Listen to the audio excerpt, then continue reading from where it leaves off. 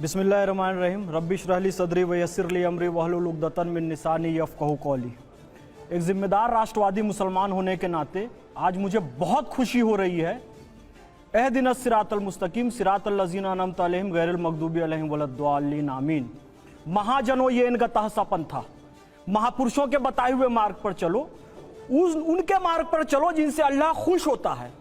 और आज मुझे बहुत खुशी है सुधांशु भैया, शुभ्रास्ता जी, कि आचार्य प्रमोद कृष्णन जी ने आज पहली बार मुसलमानों को सही गाइडलाइन दी और यूनिफॉर्म सिविल कोड का समर्थन किया। आप यहां पर आ जाइए, आप यहां पर आ जाइए, मैं स्वागत करता हूं आपका।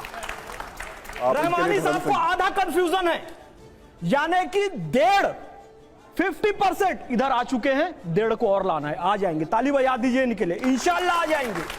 क्योंकि मुसलमानों को बहुत मिसगाइड किया गया है इस देश पर। कभी उनको सीए एनआरसी पर मिसगाइड करते हैं, कभी इंस्टेंट ट्रिपल तलाक पर मिसगाइड करते हैं, और अभी यूसीसी पर मुस्लिम पर्सनल लॉ बोर्ड और बहुत सारे तथाकथित धर्मनिरपेक्ष दल मुस्लिमों को मिसगाइड कर रहे हैं। लेकिन खुशी है कि हम राष्ट्रवादी मुसलमानों की और हम सभी राष्ट्रवादियों की यह पहल रंग ला रही है कि आप सब हमारे साथ आ रहे हैं। अब रही बात तलाक की, बहुविवाह की, तो मैं आपको स्पष्ट संदेश देना चाहता हूं कि जब तक पहली पत्नी जिंदा थी, पैगंबर हजरत मोहम्मद सल्लल्लाहु अलैहि वसल्लम ने दूसरा विवाह नहीं किया। और जितने विवाह किए उसमें से एक को भी तलाक नहीं दिया। जितने विवाह किए किसी विधवा से किए, किसी जरूरतमंद स्त्री से किए, उसको सहारा देने के लिए किए, अय्याशी करने के लिए नहीं किए। तो इस्लाम को सही कंटेक्स्ट में समझिए, मैं ये कहना चाहता हूं। दूसरी बात, यदि हम एक देश में रहते हैं जहां पर शरीयत नहीं है, please listen to me carefully sir, Bharat शरीयत वाला देश नहीं है। भारत भारतीय संविधान वाला देश है।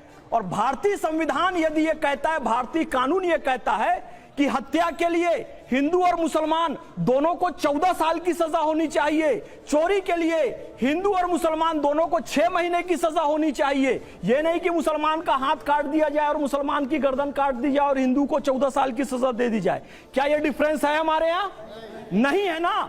तो फिर सिविल कानूनों में भी यदि हिंदू एक विवाह करता है तो मुसलमान को भी एक विवाह की अनुमति मिल जाए, बिकॉज यहां पर कोई शरीयत नहीं है। यदि हम क्रिमिनल लॉ में समानता की मांग करते हैं, किसी मुसलमान को आप फांसी पर चढ़ा दो, अभी आप विरोध करने लग जाएंगे कि मुसलमान को फांसी पर क्यों चढ़ाया और हिंदू को केवल 14 साल की सजा दी, उम्र कैद की सजा दी।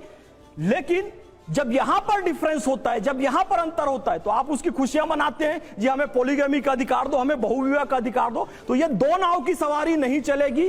एक देश है, एक प्रधान होना चाहिए, एक संविधान होना चाहिए, एक निशान होना चाहिए।